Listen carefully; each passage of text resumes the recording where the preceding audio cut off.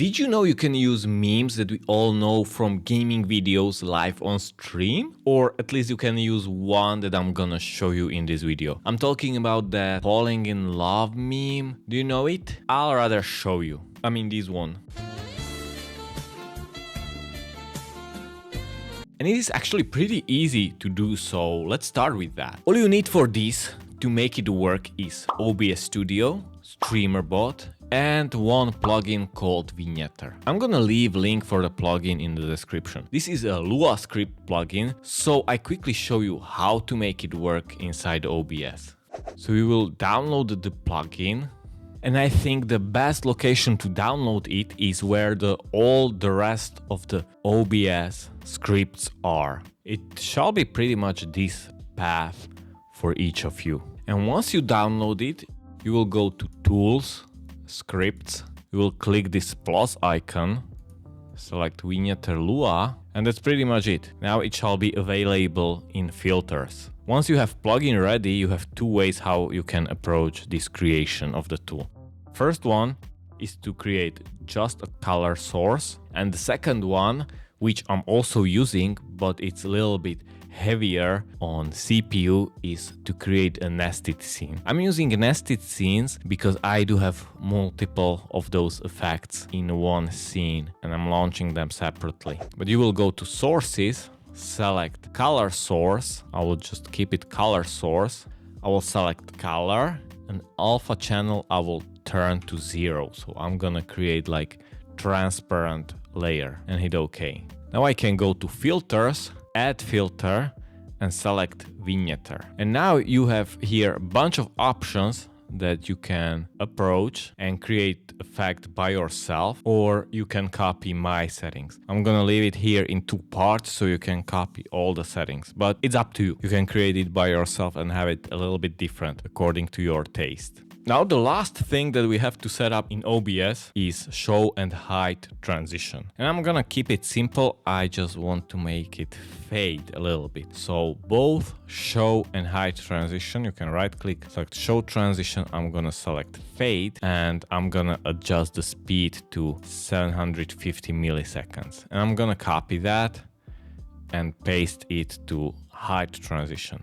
So basically it will nicely appear and disappear. And now we are done with setting things up in OBS and we can move to Streamer.bot. But to make it complete as it's supposed to be, you will need one more thing, and that is soundboard. For some legal reasons, I cannot tell you how you can get it, so that is thing that you have to figure out by yourself. Also, for no specific reason related to copyrights, mine is 4.2 seconds long, so please consider the length of your soundboard as well. So first thing that you want to create in Streamer.bot is cue. So we will go to actions and cues, right click and add, and you're gonna create action cue. And also I would recommend to set blocking so effects will not overlap. Now you can go to actions, add action. I'm gonna call this one romance effect. And I'm gonna select cue that I just created, effects. Press OK, and we are going to create sub actions. So first one that we want to create is OBS source visibility state. So right click, add, go to OBS Studio, sources, set source visibility state. And here you will select scene and the source and we'll set state to visible.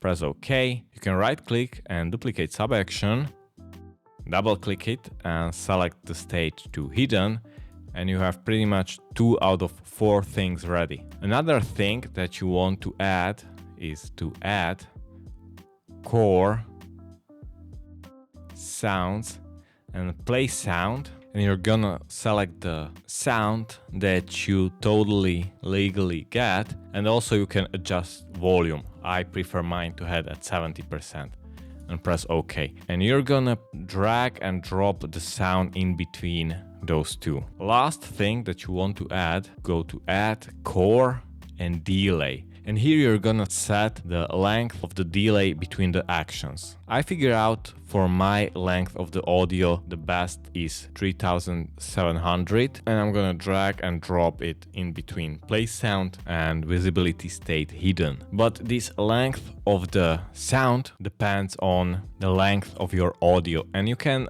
fine-tune that according to your need. Last thing that you need to set up is trigger, and this is completely up to you. You can set it as a channel point reward, you can set it as a shortcut. What I'm doing, I'm actually not setting anything for this one, and all I'm gonna do in Stream Deck app, I'm just gonna drag and drop action from Streamer.bot and select this action, so I will have it on Stream Deck on press. When I want to activate the scene, I'm gonna press the key, so I have full control over that effect. And now when something worthy of it will appear on the screen, I'll just press a button and well, you got this tutorial completely for free, so maybe you can repay me by pressing that like and subscribe button. You know, so it will be a win-win for both of us. You will get cool tutorials for your stream and I will be rich and famous one day, maybe.